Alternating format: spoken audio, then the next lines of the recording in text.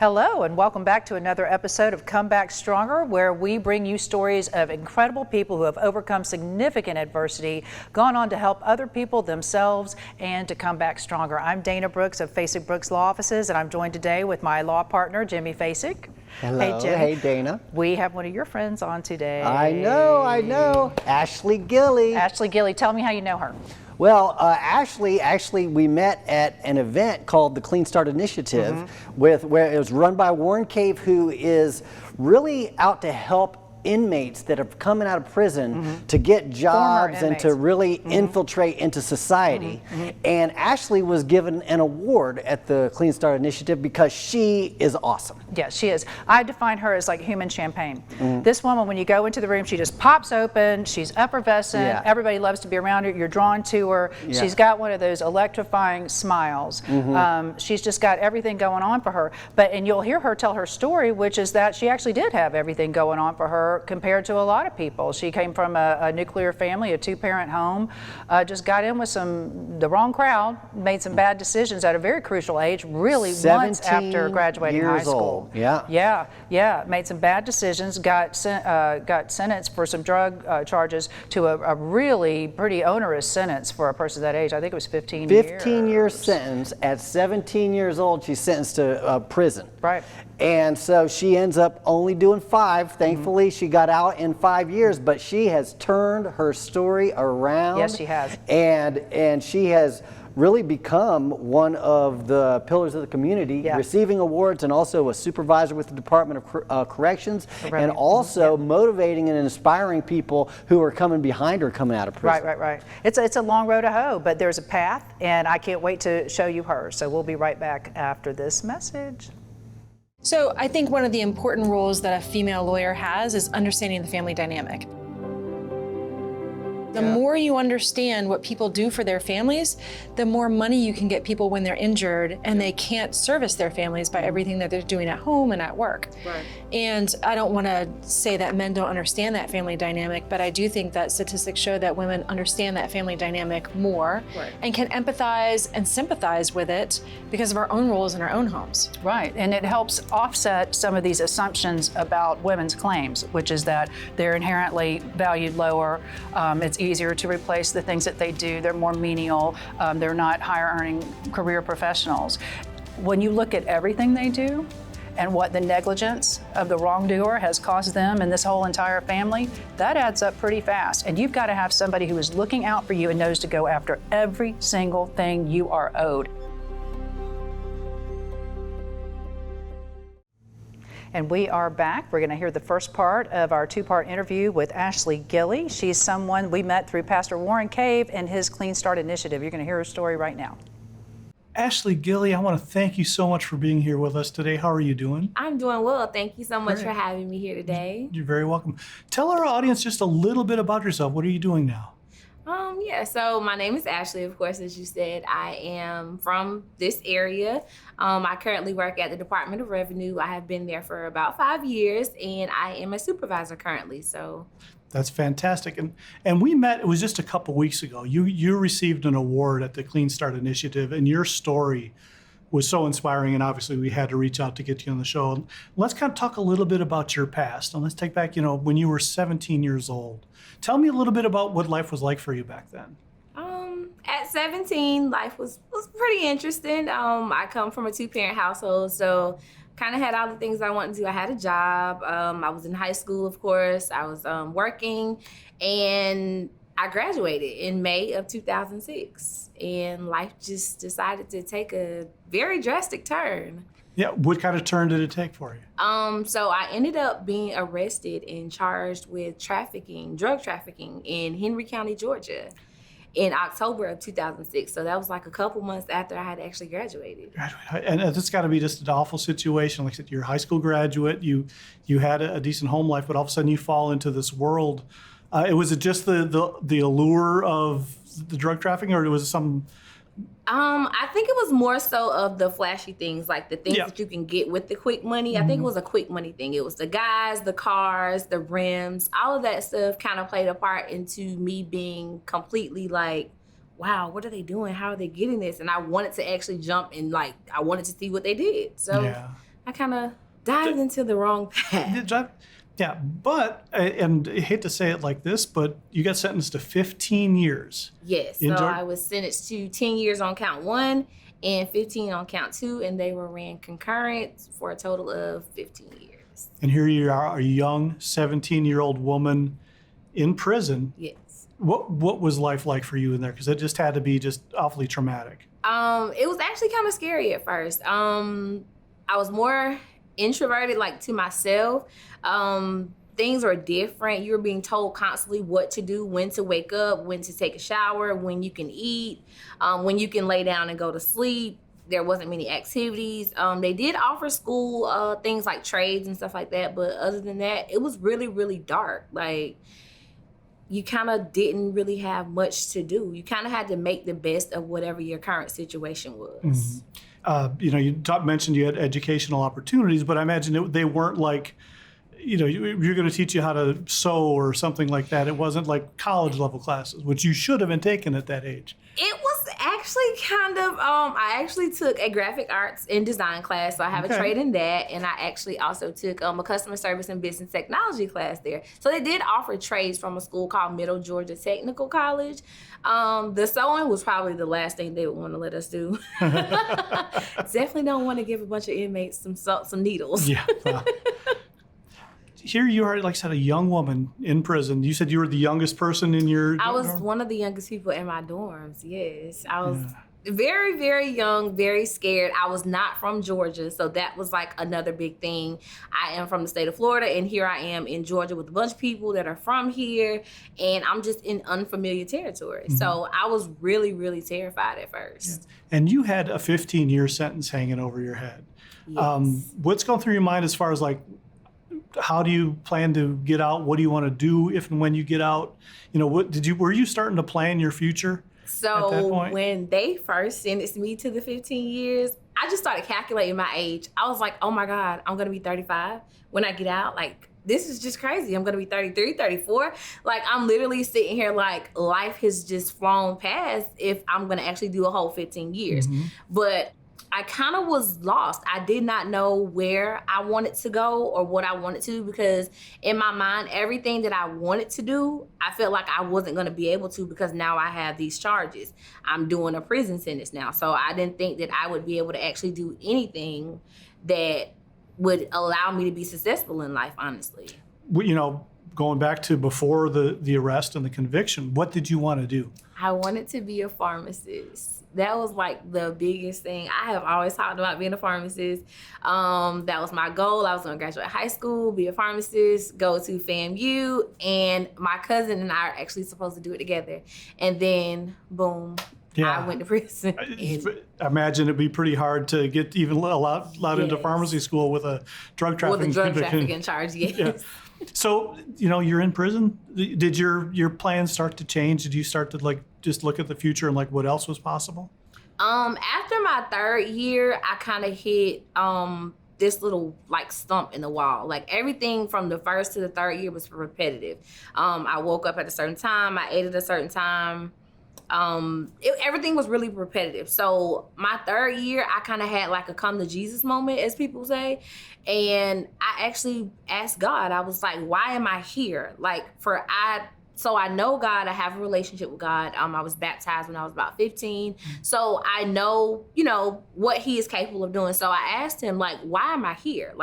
What was the reason for sitting me down this long to, what is it that you're trying to tell me? So after that third year, the fourth year, I ended up being able to go to the transition center, which was in Metro Atlanta. So I was able to go out and work, save money. And not only that, but I was able to see how people viewed inmates or viewed people that were convicted of felons. And I made up in my mind that I was not going to be a statistic. That was one thing I did not want to become. People in society stereotype people, and I just did not want to be one of those people. I felt like I had to be different. I wanted to be a change. So that was my determination. And that set you on a path to better yourself and become who you are today. Yes. And when we come back from the break, we're going to talk about that, and we'll be right back. All right. I love Ashely. I love her energy.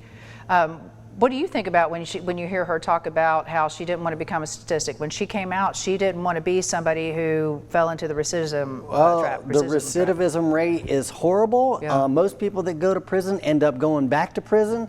And I have personal experience with this because I went to prison myself. And when I was there, here's what struck me about this.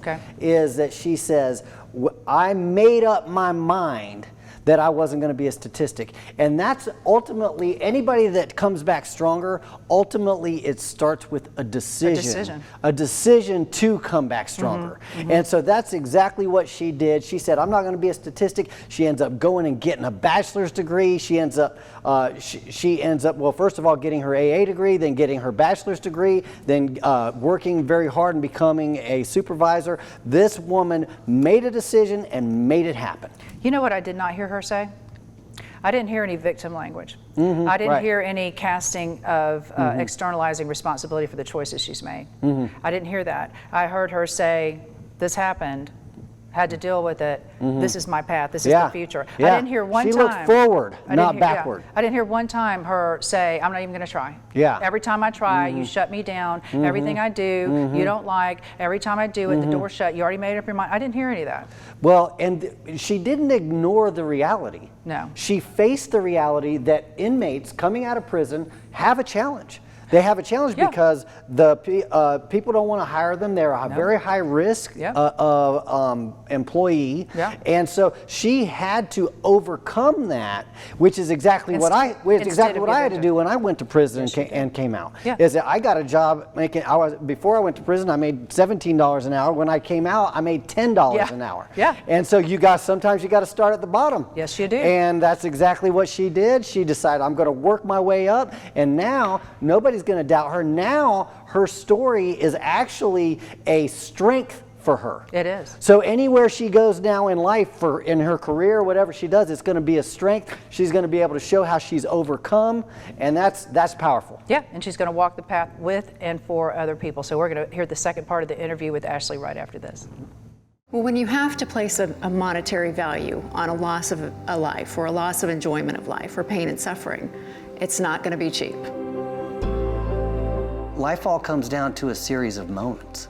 And if somebody comes along and takes away some of your joyful moments and replaces them with painful moments, then they've taken away something of value, something that you're never going to be able to get back. And it wasn't for sale. But it's our job to really determine what that value is by looking deeply at the details of our client's suffering and literally how this has affected them from the moment they wake up in the morning until when they go to sleep at night, or even sometimes when they can't sleep at night because they're in pain all night. Those are the things, the details that go into determining the value of a case, that it's our job to make sure we get the full and fair value.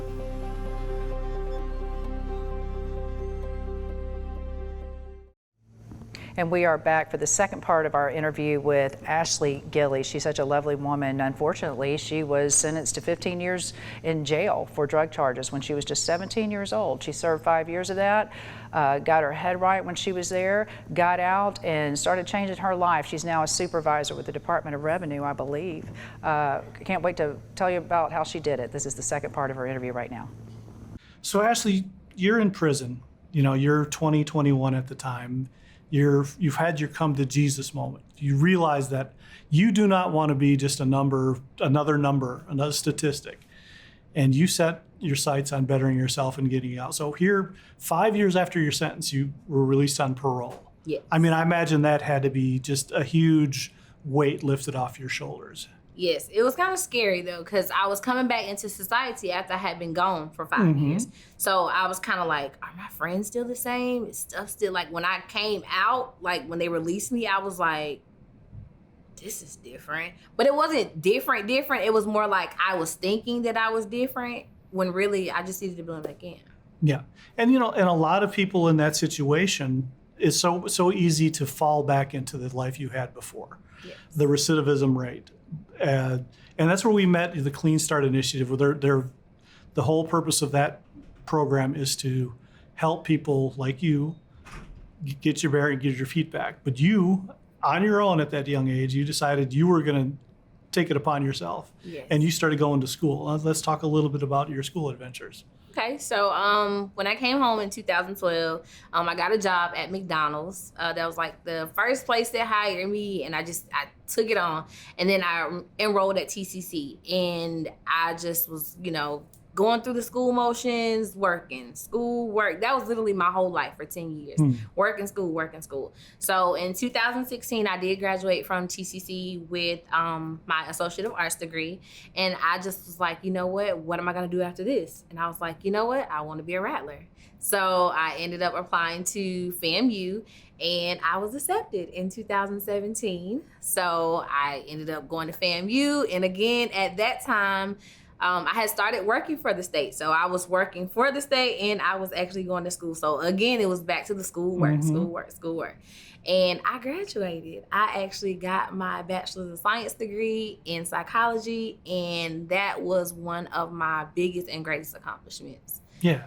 I mean, not only the TCC is an amazing accomplishment, Yes. And you were balancing a work life, and at the time, just coming out of jail, working at McDonald's is probably one of the few choices you had. Yes. So you were just barely making enough to get by. Barely. But you kept your nose to the grindstone. You saw the vision ahead of you. You saw the future. You got the AA. Yes. And you said, I'm not done.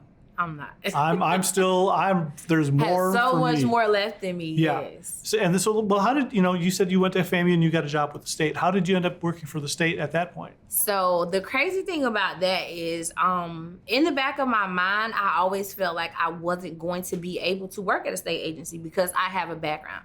When you have a background, typically, it kind of floats in the back of your mind when you want to do certain things. And not only that, but I was still on active parole. I came out with a 10-year parole sentence. So I was still actively on parole, and I was like, yeah, you can work for the state, you can work for the city. So fast food is where I thought I would always have to be, even with a college degree. So I ended up seeing the thing on People First, and I actually applied for it. And then I got a call. And I was like, this can't be real. I was like, this cannot be real. So I got a call from one of the people, and they set up an interview for me to come out. So as I'm getting ready to come to the interview, I reached out to another one of my mentors that I had, Miss Watson. I reached out to her, and she put me in connection with another young lady that I ended up being really, really close with, who assisted me with interview steps. So I got this packet together. I was like, how many people on the panel? I put everything in this packet. I printed out my charges. I printed out, recommendation letters, all of this stuff. So when I went into the interview, I actually had a packet for each person that was sitting on the panel. I did not want to hide the fact that I had been incarcerated. I didn't want to hide the fact that I was actively on parole. I wanted to come in straight for it, let them know this is who I am, and this is what I have going on. So at that point, I actually aced the interview. I was actually told I had the best interview all that I would say that you came in over-prepared. The fact that I imagine that your honesty and your integrity really had something to do with them just taking a look at you as a candidate. Well, yeah, absolutely, it's you. So you mentioned going into this interview, you talked to your mentors. Tell me a little bit about how important mentors for you were in the whole process. Mentors and mentorship is really, really important. You have to have somebody that keeps you grounded. I have 3 really, really, really great mentors. One of them was actually a minister at the actual prison in Hawkinsville, and she lives here in Tallahassee. And when we crossed paths again, I just knew that, oh my God, like God is really sending this lady, to guide me, to mentor me. And then I met Mr. Warren from Clean Start Initiative. And then I have another mentor, Ms. Watson, who also assisted me through school. And like being a mentor, seeing how they push you and they believe in the fact that you can do something, and they don't look at you like you've been in trouble, you're an inmate, you're never going to be anything. It's really, really important. They give you that guidance, but they also give you that truth that you sometimes don't want to hear but need to hear. So they were great. Mentors, they're really great. And I think mentoring for me would be great as well. Yeah, and we were talking about that during the break. Here you are, a young woman, and you're on an upward path of success. You're a supervisor at the Department of Revenue. And at the Clean Start Initiative Award, you met Jimmy Fasig, our partner who's an ex-felon, and other ex-convict and who are sharing their stories and comfortable. And you said that kind of gave you a little confidence to go out there and share your story.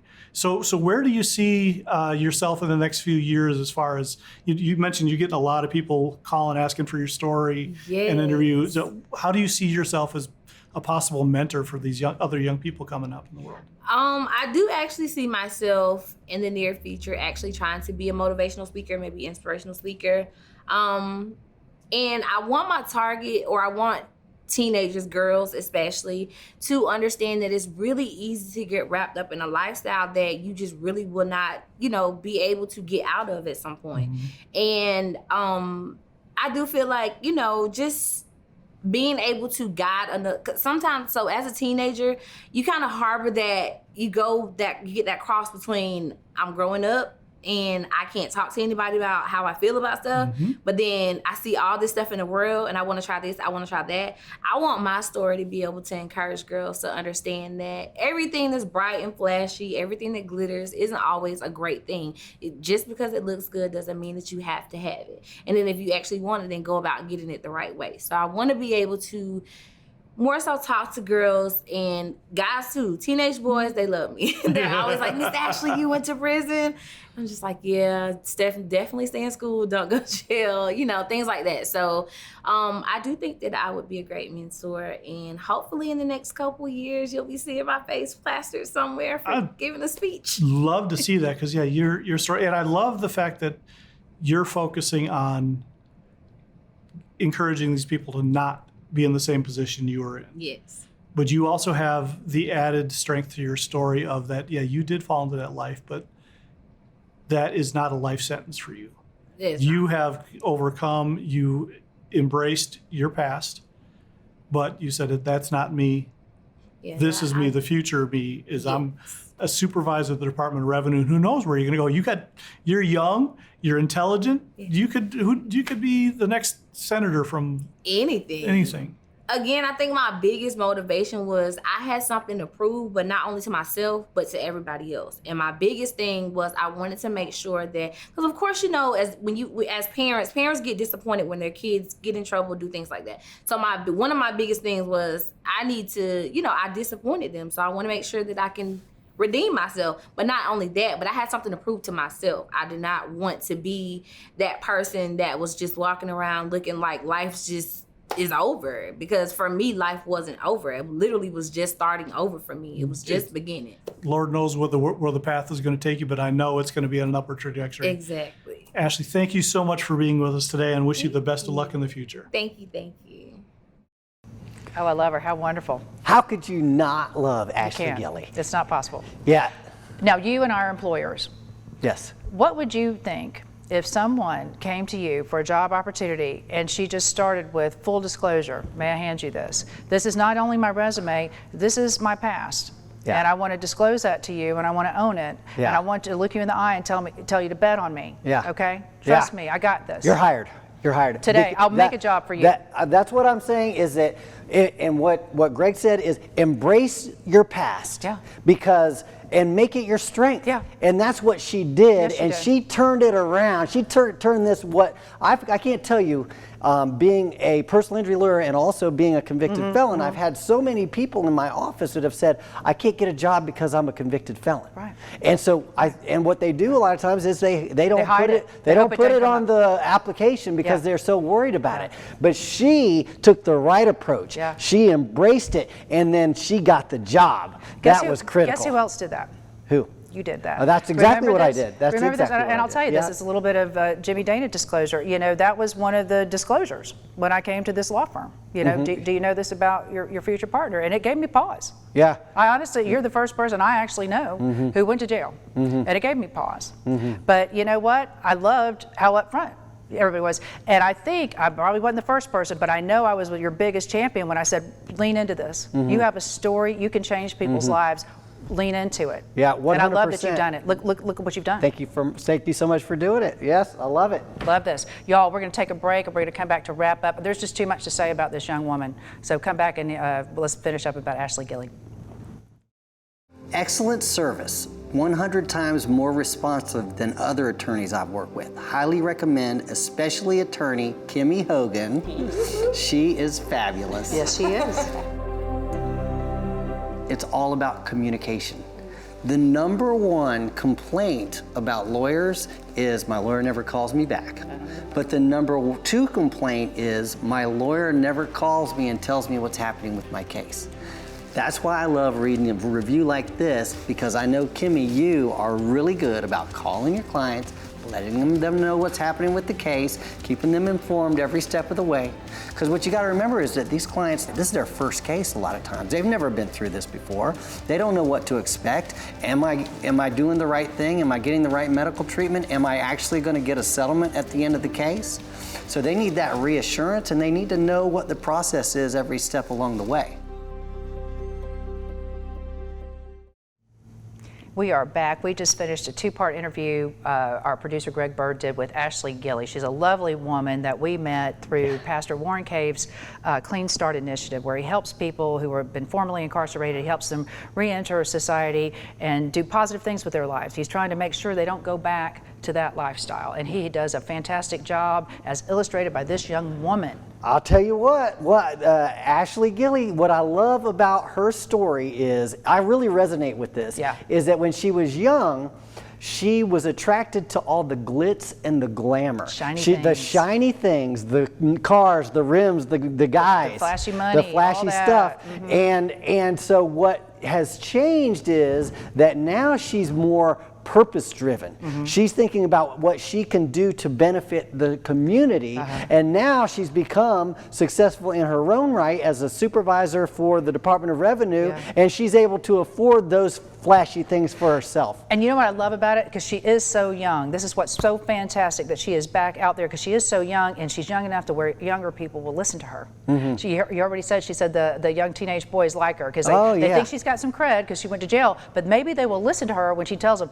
it ain't all that. Okay, it's a big problem. All that shiny, flashy stuff that you see that you're drawn to, that's a trap. Okay, here's the substance. Here's how to really put your feet into community, make a difference, have people respect you, and she does it through mentoring, and I can't be prouder of her for it. She's everything. I love everything about her. Anyway, y'all, we could talk all day about Ashely, and we have so many other guests like her coming to you. If you know somebody who has a great comeback story, let us know. We'd love to have them on. So we'll see you next time. Thank you. Bye. This is about Carrie. It says, "There's not enough space, nor could I find enough words to articulate my experience with Fasig Brooks. Working closely with Carrie and Brittany has literally changed my life. Not only did they handle my case as if they were standing up for their own immediate family, we became like family. I've never felt alone in the process. I never felt like just another case, and the encouragement on the harder days would always lift me up. Absolutely everyone in the firm exudes a compassion for the cases they handle and a real passion to empower the lives of individuals and families far beyond a settlement. They are strong, resilient, will leave no rock unturned.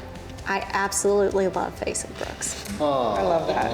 I mean, I just have no words to explain how grateful I am that somebody feels like that about us.